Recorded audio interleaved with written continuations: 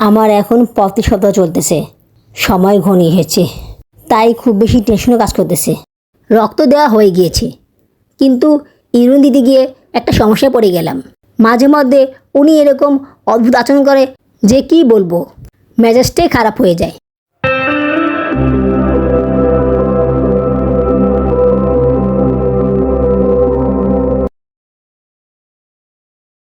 আসসালামু আলাইকুম। আমার চ্যানেল এবং পেজে তোমাদের সবাইকে স্বাগতম জানাচ্ছি। তোমার সবাই কেমন আছো?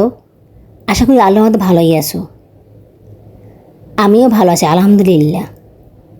দেশে এবং বিদেশ থেকে যারা আমার ভিডিওটি দেখতেছো তাদের সবাইকে জানাই আমার পক্ষ থেকে আন্তরিক অভিনন্দন ও ভালোবাসা। এখন সকাল 10টা বাজে। সকালবেলা নাস্তা খাওয়ার জন্য রুটি রান্না করে নিচ্ছি। আজকে বাবুরাবুর বন্ধ, তাই আজকে উনি আমাকে হাসপাতালে নিয়ে যাবেন। তোমাদেরকে তো বলেছিলাম যে আমার হিমোগ্লোবিন আর ইউরিন টেস্ট করা হয়নি। সাওয়াদ অসুস্থ ছিল, তাই এগুলো করাতে পারিনি। এখন যেহেতু সাওয়াদ একটু সুস্থ হয়েছে, তাই আজকে আমরা টেস্টগুলো করাতে হাসপাতালে যাব। টেস্টগুলো করাতে দেরি হয়ে গেল। ডাক্তার 1 তারিখে টেস্ট করাতে বলেছিল, বাট সাওয়াদের অসুস্থতার কারণে সেটা করাতে পারিনি। সকালবেলা ঘুম থেকে উঠলেই শরীরটা অনেক ক্লান্ত লাগে, কোনো কাজ করতে ইচ্ছা করে না। বের হতে তো আরও বেশি ইচ্ছা করে না, তারপরও যেতে হবে। বাচ্চাদের নিয়ে ঘর থেকে বেরোতে গেলে অনেক ঝামেলা হয়ে যায়। তার উপরে একটু দেরি হলে বাবুরাবু চিল্লাচিল্লি শুরু করে দেয়। সাওদার প্যাম্পাস শেষ হয়ে গিয়েছে, তাই যাওয়ার আগে ওর জন্য প্যাম্পাস কিনে নিচ্ছি।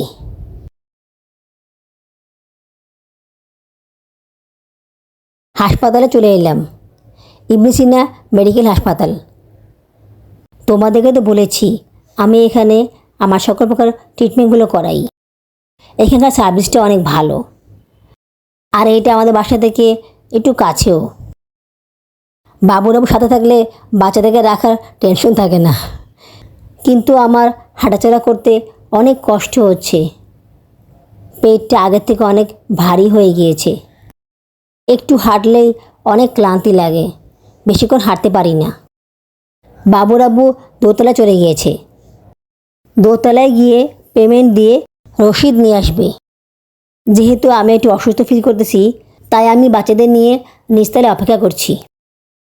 তাছাড়া এখানে অনেক ভিড়, নিচতলায় এত ভিড়, না জানি উপরে কতটা ভিড় হবে। এসি থাকা সত্ত্বেও প্রচুর গরম লাগছে। আপুরা এবং ভাইয়েরা, তোমাদের কাছে যদি আমার ভিডিওটি এতটুকু ভালো থাকে, তাহলে তোমরা আমার চ্যানেলটিকে সাবস্ক্রাইব করে আমার পাশে থেকো। আর যদি খুব বেশি ভালো লাগে থাকে তাহলে একটা লাইক করে দিও। লাইক করে দিলে কাজ করার উৎসাহ অনেকগুণ বেড়ে যায়। ফেসবুক পেজ থেকে যারা আমার ভিডিওটি দেখতেছো তারা ফলো করে আমার পাশে থেকো। লাইক, কমেন্ট এবং শেয়ার করে দিও। তোমাদের একটা কমেন্ট আমাকে কাজ করার জন্য অনেক বেশি অনুপ্রাণিত করে। আমার এখন ৩৫ সপ্তাহ চলতেছে। সময় ঘনিয়ে এসেছে, তাই খুব বেশি টেনশনও কাজ করতেছে। 2টা বিষয় নিয়ে খুব টেনশনে আছি। এক হচ্ছে হিমোগ্লোবিন, আর দ্বিতীয়টি হচ্ছে বাচ্চার ওজন। প্রেগনেন্সিতে এই 2টো সমস্যাই খুব বেশি ভোগায়।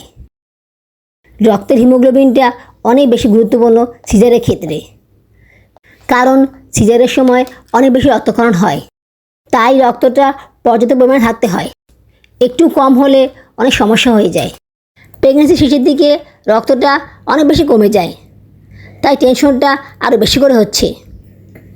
গতবারে আমার হিমোগ্লোবিন কমে গিয়েছিল, তখন ডাক্তার আমাকে ইঞ্জেকশন নিতে বলেছিল, কিন্তু আমি ইঞ্জেকশন নেই। 1 মাস ভালোভাবে খাবার খেয়ে রক্ত বাড়িয়েছি। ইঞ্জেকশনের অনেক বেশি সাইড এফেক্ট থাকে, এটা আসলে দেওয়া ঠিক না।